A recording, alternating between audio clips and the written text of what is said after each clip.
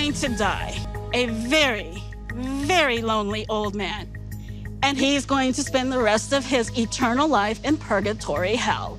Well, okay then, Liz's mum. Tell us how you really feel. Something tells me this meeting between Liz, Ed and Liz's mum is very quickly gonna descend into name-calling and arguments. Hey, Mom. I didn't expect 2 for the price of 1, I'm gonna be told. Well, maybe you should have been a man. Well, maybe you should have done a better job raising your daughter.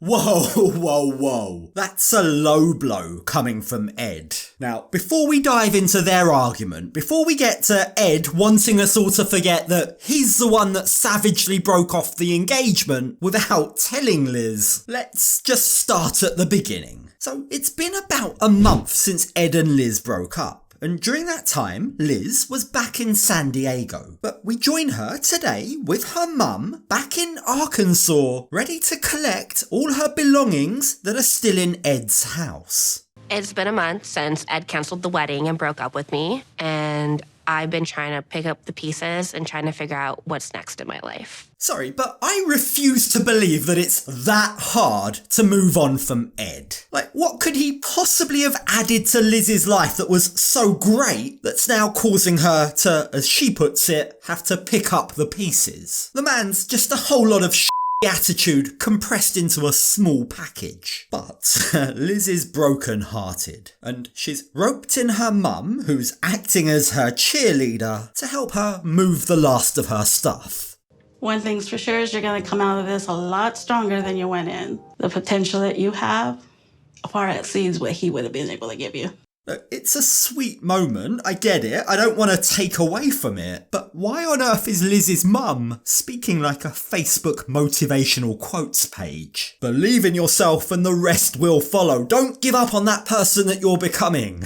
But the second she starts to think about Ed, all her positivity drains out of her body. She sounds like a completely different Facebook page. That stupid man had exactly what he was looking for. Because everything that son of a bitch told me was nothing but an outright lie. He thinks he's God's gift to women, and he's just God's gift to...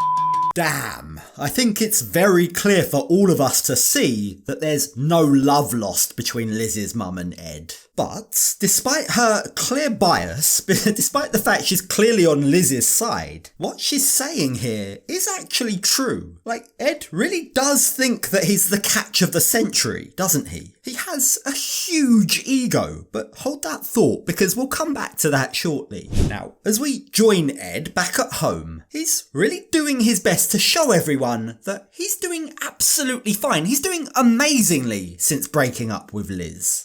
I know in my heart I've done everything I can. I'm ready to move forward. One thing that's exciting is I bought a boat.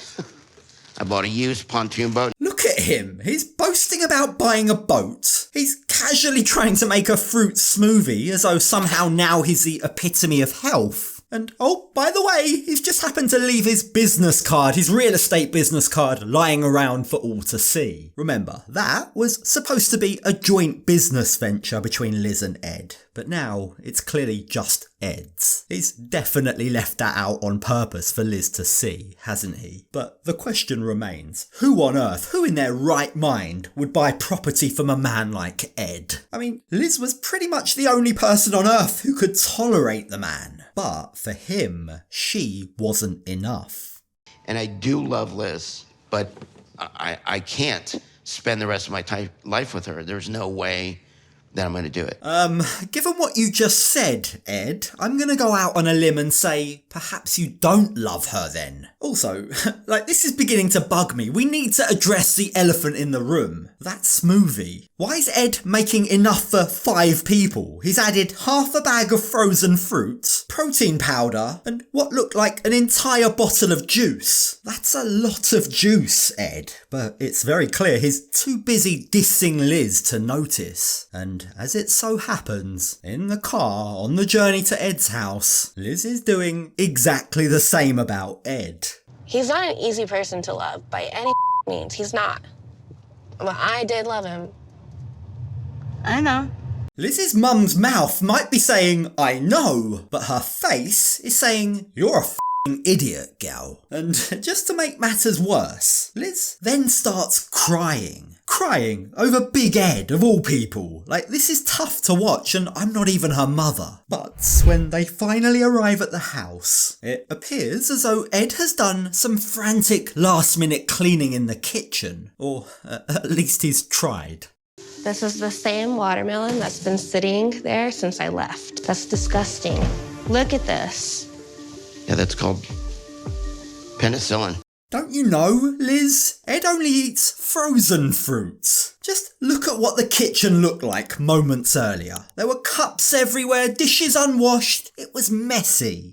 I don't care. But as soon as Liz walks in, suddenly things are clean. Cups are being dried. Ed's poured himself a giant serving of his smoothie. But he can't trick Liz. He can't fool her into thinking that he's suddenly clean. She knows the truth. She knows he's a dirty old man. I've only been gone for 1 month, and this house is a pigsty. I'm just really annoyed. It's disgusting. He cannot be responsible for taking care of anyone, let alone himself. Fine, Liz, but why do you care? Why are you so annoyed? Why are you cleaning? Just take your stuff and walk away. Like, as I watch Liz take the trash out on his behalf, I'm genuinely putting my hands on my head. Like, what are you doing? Like maybe Liz thinks that she's winning by doing this. Maybe she thinks she's taking the moral high ground. But all she's really doing is cleaning. She's cleaning up after him. And tensions really start to escalate when Ed asks if Liz will be storing her stuff in a storage unit. I'm on this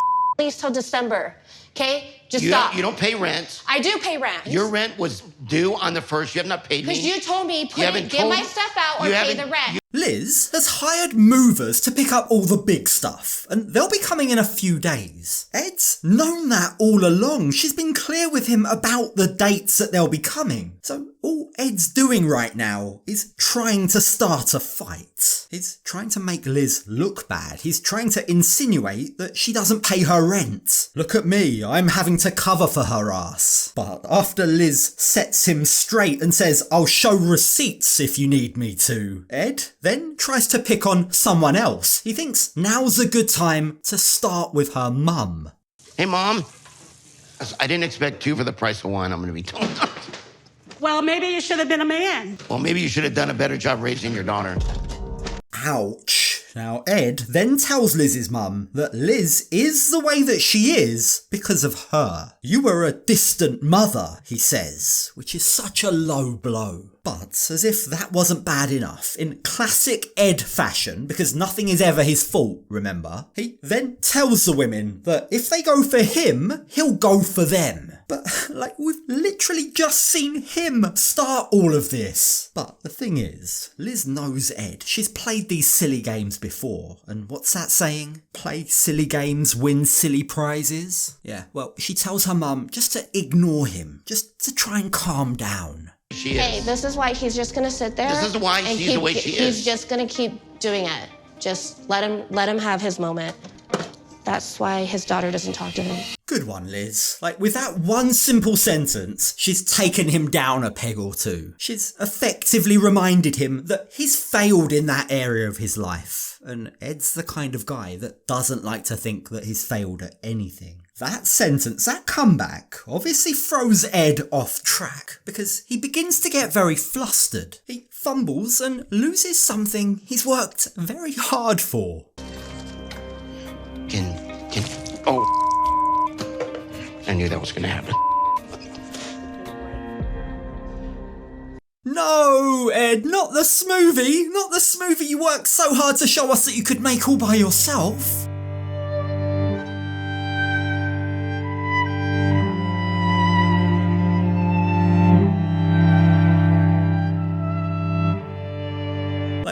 Not only have all of the contents of his fridge and freezer now gone onto his carpet, his already disgusting carpet, which, let's face it, he's probably not going to clean for another couple of years. But in doing so, he's just proved everything Liz said about his messiness, his cleanliness, is true. And Liz's mum has some final parting words she's determined to share about Ed. He is going to die a very, very lonely old man.